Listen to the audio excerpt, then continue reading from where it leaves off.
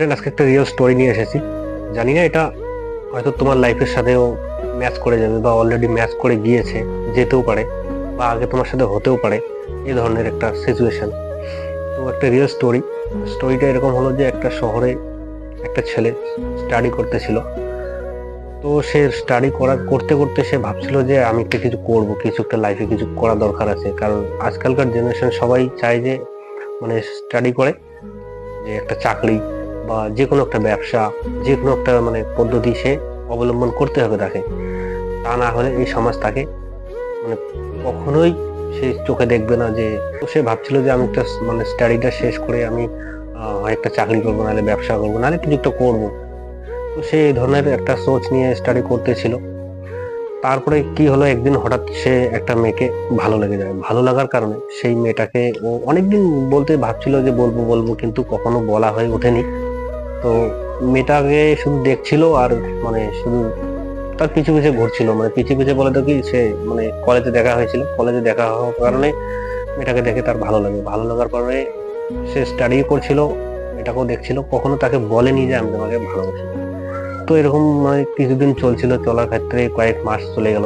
তারপরে ছেলেটা কি করলো, একদিন সাহস করে সেই মেয়েটাকে গিয়ে বলেছে। অলমোস্ট বলার পর প্রথমে মেয়েটা ভাবছিল যে না, আমি ভেবে দেখবো যে জিনিসটা কি। তারপরে সে একটা পর্যায়ে গিয়ে সে রাজি হয়ে যায়, এবং একে অপরকে দুজনেই মানে একটা রিলেশনে চলে আসে। রিলেশনে আসার পরে তো অলমোস্ট তোমরা তো একটা জিনিস ভালো করেই জানো যে একটা মেয়ে রিলেশনে আসার পরে সে একটা জিনিসে চায় যে তাকে বিয়ে করতে হবে। তো ছেলেটাও সে ভাবছিল যে আমি একেই বিয়ে করব। কিন্তু একটা সিচুয়েশন, ছেলেটা ভাবছিল যে আমি আগে কিছু একটা করবো, আমার একটা চাকরির দরকার আছে, না হলে যে কোনো একটা ব্যবসা অলমোস্ট আমাকে করতে হবে। তো এই জিনিসটা তার মাথায় ছিল।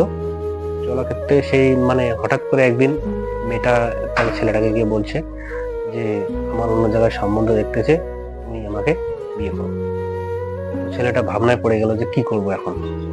তো ছেলেটা বলছে যে আমাকে কিছুদিন সময় দাও, আমি দেখছি কি করা যায়, তুমি ততক্ষণ বাড়িতে একটু ম্যানেজ করো। তো মেয়েটা সেই অনুযায়ী একটা নিজের পর্যায় অনুযায়ী মানে নিজের একটু ট্যালেন্ট খাটিয়ে সে মানে সময়টাকে ম্যানেজ করার ক্ষেত্রে তো ছেলেটা অনেক জায়গায় ইন্টারভিউ দিচ্ছিল।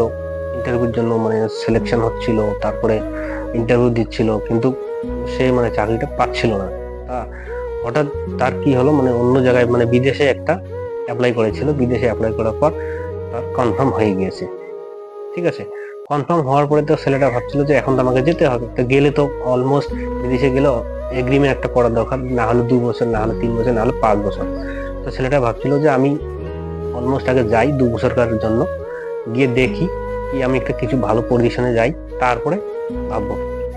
তো মেয়েটাকে বলছিল যে আমার মানে সিলেকশনটা হয়ে গিয়েছে, তো আমাকে এখন যেতে হবে বিদেশে, তুমি কি বলো?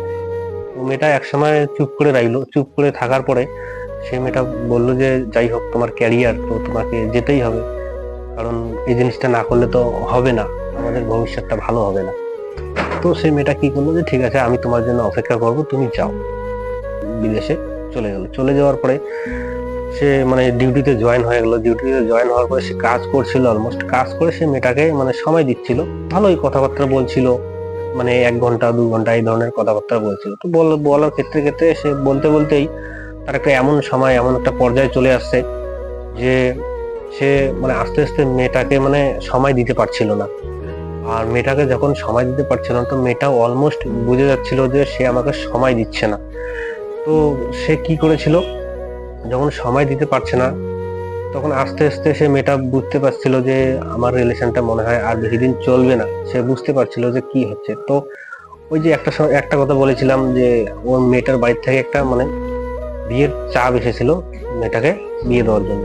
তো সেখানে আস্তে আস্তে তার সাথে একদম পুরো কন্টাক্টই বন্ধ করে দেয়, SMS কন্টাক্ট খুবই বন্ধ করে দেয়।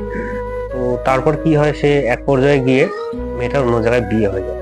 বিয়ে হয়ে যাওয়ার পরে ছেলেটাও জানে না যে বিয়ে হয়ে গেছে। তো ছেলেটা ওখানে মানে 3-4 বছর মানে 2 বছর 5 বছর কমপ্লিট হওয়ার পর যখন সে দেশে আসলো, দেশে আসার পরে দেখে সে আর তার মানুষটাকে নেই। সে অন্য জায়গায় চলে গেছে। হঠাৎ করে তার কল, SMS সবকিছু বন্ধ হয়ে গিয়েছিল। সে ভাবছিল যে কি হয়ে গেল জানি না। তো এত কাজের চাপে সে কি করলো, নিজের মানুষটাকে, আপন মানুষটাকে হারিয়ে ফেললো। তো ফ্রেন্ড, এই কাহিনীটার থেকে কি শেখা যায়? এই কাহিনীটার থেকে একটা জিনিসে শেখা যায়, কিছু পেতে গেলে কিছু হারাতে হয় ফ্রেন্ড। তো এতটাও তুমি সে জায়গাতে ডুবে যাও না যে তোমাকে আপন মানুষটাকে হারাতে হয়। তো এই জিনিস জানি না কার কার সাথে হয়েছে বা হতে চলেছে।